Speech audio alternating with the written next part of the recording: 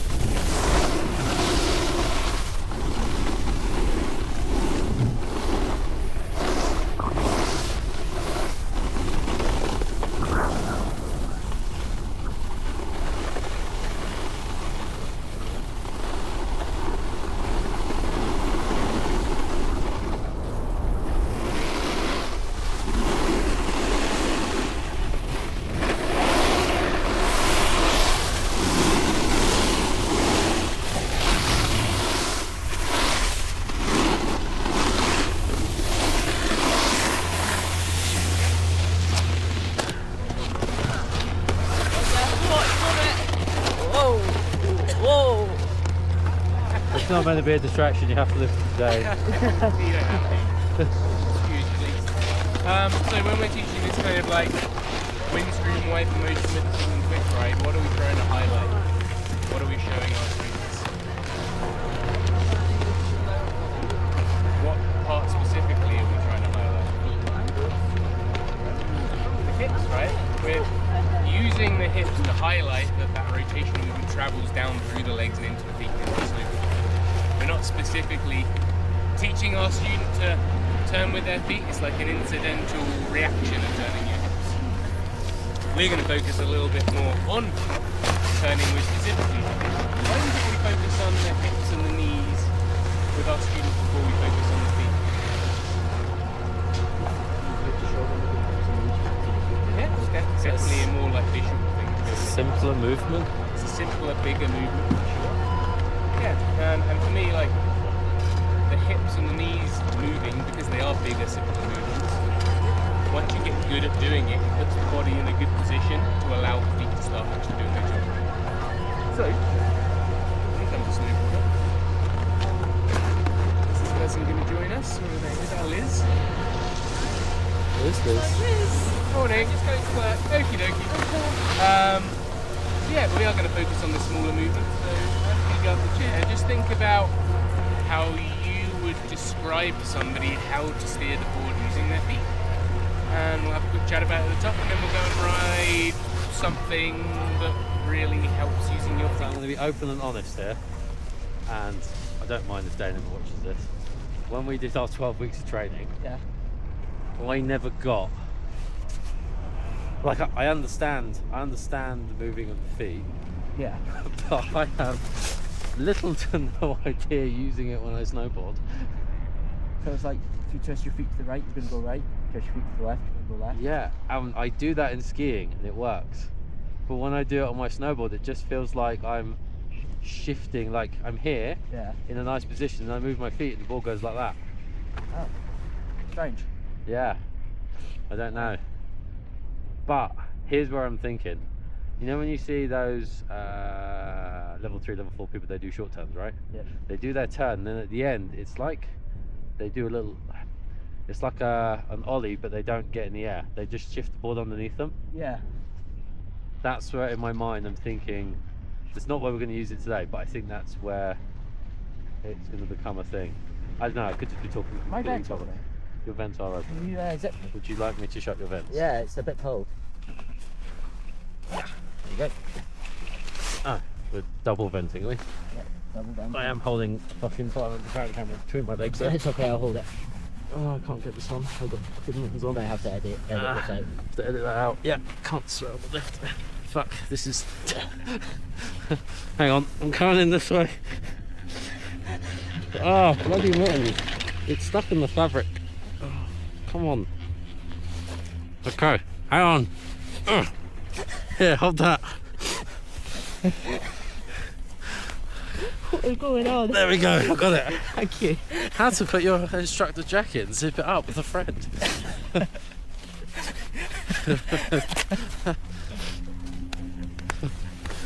Okay, cool. I'm going to put this away. To get them to tie in with your analogy. Sure.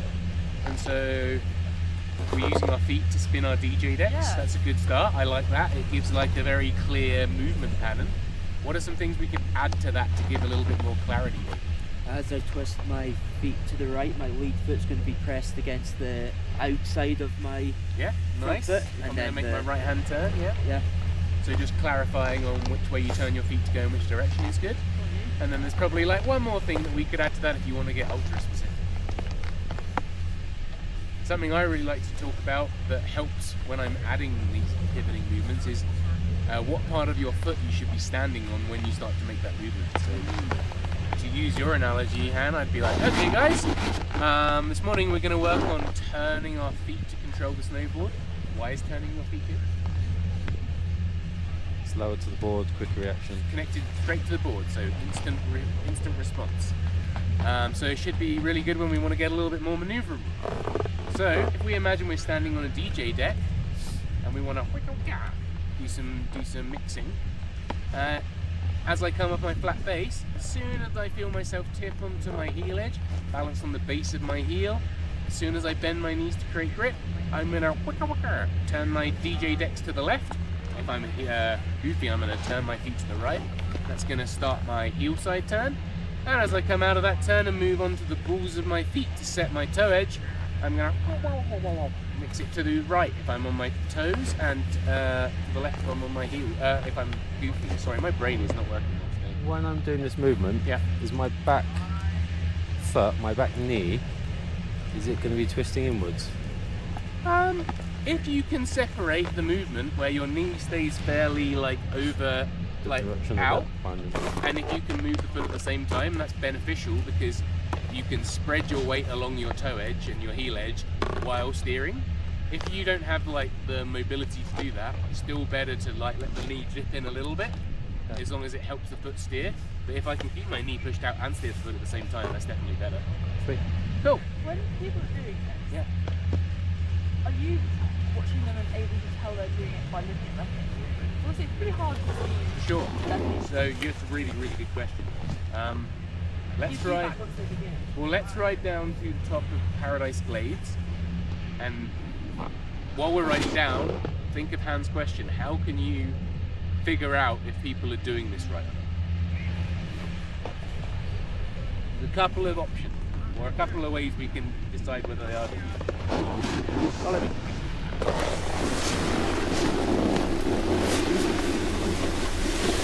Okay.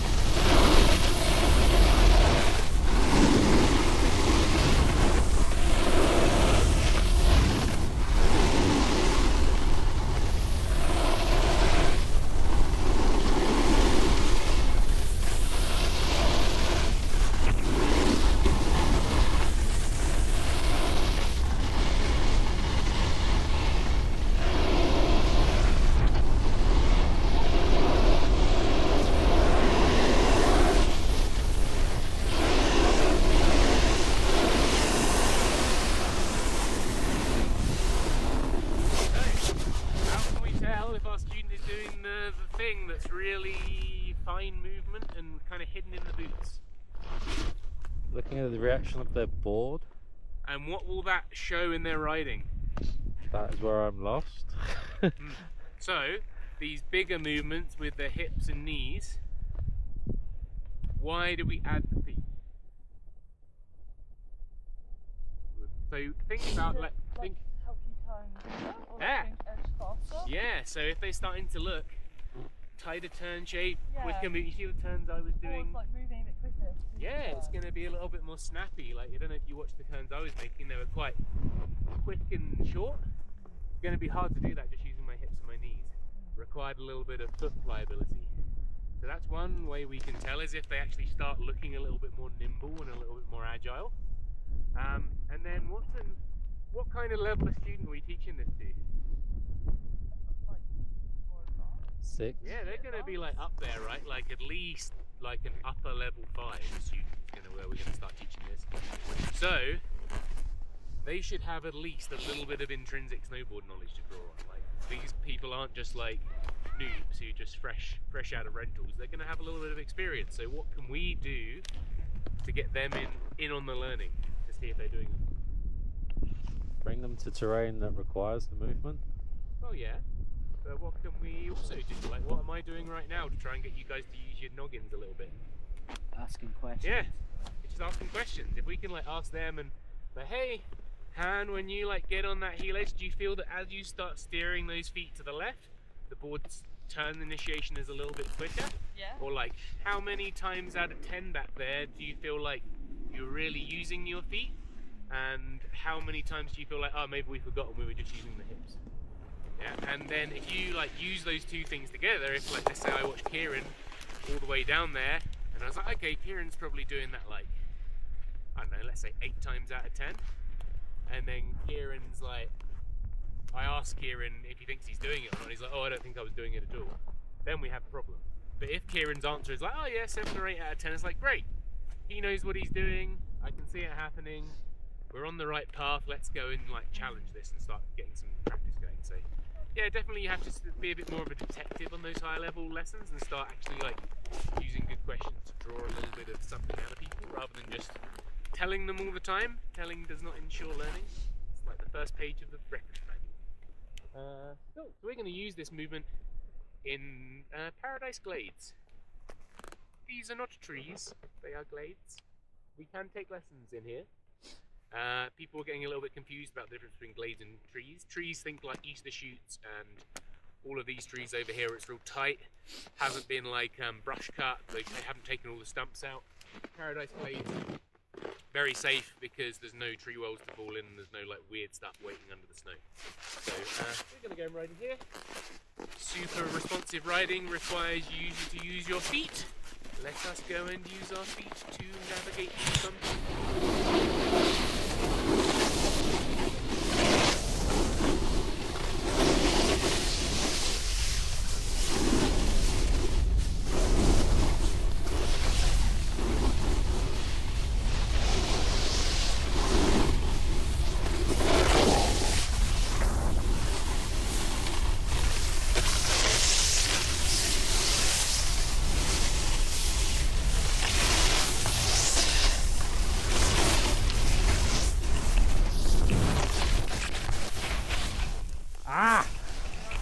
Yeah.